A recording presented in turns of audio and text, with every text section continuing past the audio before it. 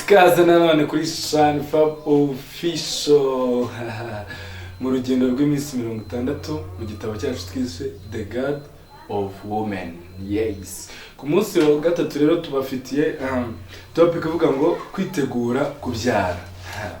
Ahantu rero harakomeye cyane. Ni ingenzi ndahakunda cyane no topic ndayikunda. Nkuko rero mu byumva muri kumwe nanjye Registered Midwife Fabrice Iradukunda, The God of Women, Save Mother and Child, Ladies of Neonatal and Maternal Death in Rwanda, Family Planning Counselor, Premarital Counselor, Primary Age Counselor, together again from evidence to realities. Umugore n'umwana imbeshya. N'abatindiye rero uyu munsi wa gatatu w'urugendo rw'iminsi 60 twise The God of Women. Nyuma yo kwiga ku bimenyetso bikwereka ko wasamye n'ibyo ugomba gukora nyuma yo kumenya ko utwite, uyu munsi rero tugiye kuvuga ku ngingo ikomeye cyane ariyo bita kwitegura kubyara. Kubona umwana ni impano ikomeye cyane, ariko bisaba imyiteguro myinshi. Iyo umugore utwite yiteguye neza cyane, bizamufasha kwirinda ibibazo bishobora kumubaho no gukurikirana neza ubuzima bwe n'umwana we atwite. Uyu munsi turaganira ku myiteguro y'umubiri, ibikoresho no ku mutima, twisunze inama za OMS cyangwa se WHO, Minisante, RBCSFH, Intrahealth n'izindi nzego z'ubuzima mu Rwanda. Igice cya mbere rero tugiye kubanza nkuko nari maze kubibabwira ni ukwitegura mu gihe cyo gutwita. Kwitegura kubyara rero si ibintu bikorwa umunsi umwe gusa, ni urugendo ahubwo rugomba gutangira hakiri kare. Dore ibintu rero by'ingenzi ugomba gukora. Icya mbere, gukomeza kujya kwa muganga kwipimisha, cyo bita antenatal care za nshuro 8 nkuko nabibabwiye. Ugomba kujya kwa muganga inshuro nibura hagati y'enye kuzamura, ariko ubu ngubu ni inshuro 8, ariko nibura inshuro enye ukaba warazujuje. Muganga azakurikirana uko umwana akura nuko ubuzima bwawe bwifashe.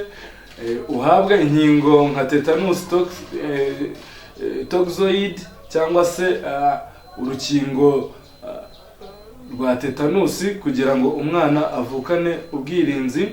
Icya kabiri ni ukurya indyo yuzuye.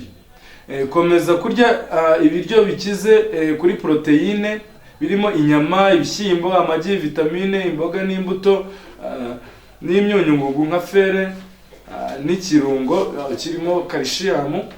Kunywa amazi menshi nkuko twabibonye, kwirinda ibiryo bifite isukari nyinshi n'ibiryo bikaranze cyane cyangwa se birimo amavuta menshi, gukora siporo yoroheje, kugenda n'amaguru, kwitoza kunanura ingingo, yoga y'abagore batwite cyangwa se imyitozo yoroshye, cyo bita prenatal exercise. Tuzarebera hamwe izo exercise ukora n'uburyo ki ugomba kuzikora. Siporo ifasha mu mikurire myiza y'umwana no kwirinda ibibazo mu gihe cyo kubyara. Icya kane ni ukwitegura ku mutima ndetse no mu bitekerezo. Mu mitekerereze aha rero abantu benshi, iki kintu abantu benshi bakunda kutakitaho, kandi ari ikintu cy'ingenzi cyane. Kugira amakuru ku buryo kubyara bigenda, gushaka umuntu uzagufasha igihe uzaba uri kubyara, umugabo, inshuti cyangwa se umuryango cyangwa se umuherekeza. Gutekereza ku buryo uzakurikirana ubuzima bw'umwana nyuma yo kuvuka. Igice cya kabiri nabateguriye ni ukwitegura noneho ibyangombwa byo kujyana mu bitaro cyangwa se kwa muganga. Ibyo umubyeyi atangiye kugera, iyo umubyeyi atangira kugera nibura mu minsi ya nyuma yo kubyara, nibura ku mezi 7 kugera ku 9, agomba gutegura igikapu azajyana kwa muganga. Dore rero ibikenewe muri icyo gikapu: ibyangombwa by'ubuvuzi, ikarita ya antenatal care cyangwa ANC, ikarita mbega wipimishirijeho. Icya kabiri ni indangamuntu, ubwishingizi bw'ubuzima niba ufite mituweli, rama, MMI n'ubundi bwishingizi bugiye butandukanye. ibyo ni ibintu bigomba kuba biri mu gikapu. Icyo ni icya mbere turebye. Icya kabiri, ibikoresho by'umubyeyi.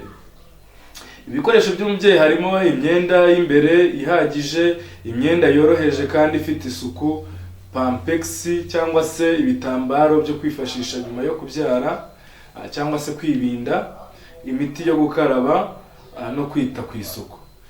Icyo rero ni icya kabiri. Hanyuma icya gatatu, harimo ibikoresho by'umwana, pampa cyangwa se ibitambaro byo kumutoramo, imyenda y'umwana ihagije, amavuta y'abana, baby oil cyangwa se baby powder, ndetse n'igitambaro cyo kumufuka icyo bita swaddles. Igice cya gatatu rero, igice cya gatatu nibikugira umugore witeguye neza kubyara. Icyo nicyo gice cya gatatu, ibikugira neza umugore witeguye kubyara. Hari ibintu byinshi rero bishobora kugutera ubwoba mbere yo kubyara, ariko kwitegura neza bituma ugira icyizere. Icya mbere, kumenya ibimenyetso by'uko igihe cyo kubyara kigeze, kubabara mu nda mu buryo buhoraho, icyo bita contraction cyangwa se icyo bita ibise. Ni ukuvuga ngo igise kiragufata, hashira umwanya kikakurekura, bikajyanirana n'umugongo. Kuvuga amazi, bag of water breaking cyangwa se kumeneka kw'isuha, kubabara mu mugongo bikabije, gutangira kuva amaraso make cyangwa se ibindi bimenyetso bitangira kuza. Nibyo ngibyo nababwira, kuko isuha ishobora kumeneka cyangwa ukaba wazana ibintu by'uruzi mu gitsina, cyangwa se bakaza ururenda ruvanze n'uturaso.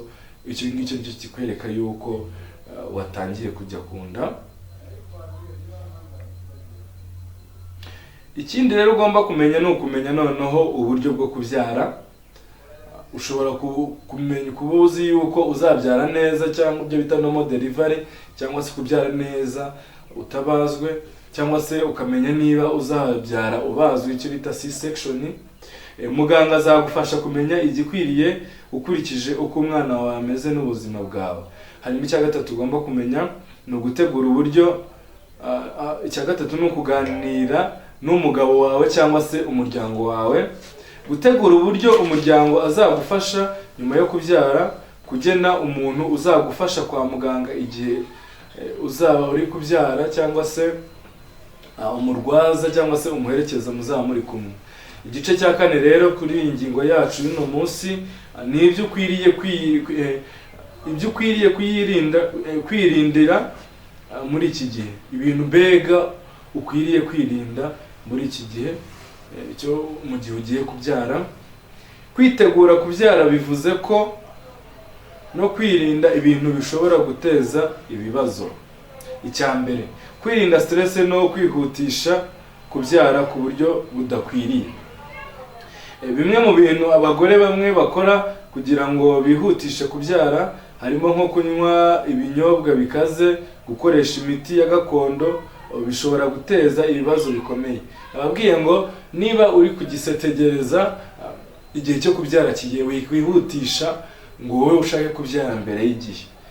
Usanga uri kunywa imiti ngo kugira ngo uyongerere ibise, kuko ibyo bintu bishobora kuguteza ibibazo. Ushobora kugira ibise byinshi bidahwanyije n'igihe wari ugezemo. Kandi muri make ibaze kuba wagira nk'igise gisunika umwana, kandi wenda umura wawe nibwo ugifungura niba ugeze kuri santimetero ya kabiri, kandi ugomba kubyara umwana umaze kugera kuri santimetero nibura, umura umaze kugera kuri santimetero ya 10. Icya kabiri ni ukwirinda imiti yose utandikiwe na muganga. Hari imiti igira ingaruka mbi ku mwana uri mu nda, ugomba kubanza kubaza muganga mbere yo gufata imiti iyo ari yo yose. Icya gatatu, kwirinda kurya ibiryo bimwe bishobora guteza ibibazo. Kunywa inzoga, itabi cyangwa se ibiryo bishobora gutera ikibazo ku mwana.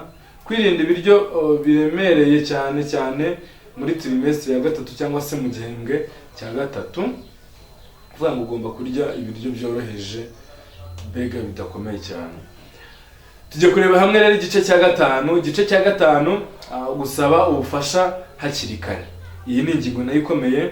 Hari ibibazo bimwe iyo ubibonye uba ugomba guhita ujya kwa muganga bidatinze. Ikibazo cya mbere, kubabara bikomeye mu nda no mu mugongo. Icya kabiri, kumva umwana atakiri gukina mu nda. Icya gatatu, kuva amaraso menshi cyangwa se amazi menshi avuye mu gitsina. Naho icya kane ni ukubabara umutwe bikabije no kugira umuvuduko w'amaraso uri hejuru cyane. Ibi bishobora kuba ibimenyetso by'ibibazo bikomeye, bityo ni ngombwa rero kugana muganga hakiri kare. Uyu munsi wa gatatu rero warangiye. Twize ku myiteguro yose umubyeyi agomba gukora mbere yo kubyara, haba mu buzima bwe, mu byangombwa ndetse no mu mutima we. Ntuzacikwe n'umunsi wa kane aho tuzaganira igikapu cy'umubyeyi. Noneho murakoze cyane gukurikira ikiganiro cyacu The Midwife Skills. Tugire ubuzima bwiza. Wari kumwe nanjye Registered Midwife Fabrice Iradukunda. Stay in touch.